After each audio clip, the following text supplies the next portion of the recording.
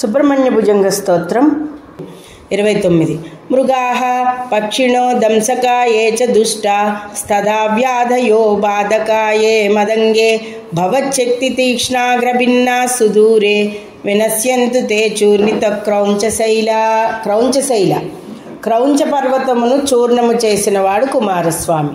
నా శరీరమును బాధించు మృగములు కానీ, పక్షులు కానీ, దుష్టమైన అడవి ఈగలు కానీ, వ్యాధులు కానీ, ఎవరి చేతైనా మాటలు పడుతున్నప్పుడు మానసిక వేదన కానీ, అపనిందల అవమానాల వల్ల కానీ, నీదగు శక్తి అనడి ఆయుధం యొక్క వాడి అయిన కొనచే భేదింపబడినవై అవన్నీ కూడా నా నుంచి దూరంగా వెళ్ళిపోయి నశించుగాక.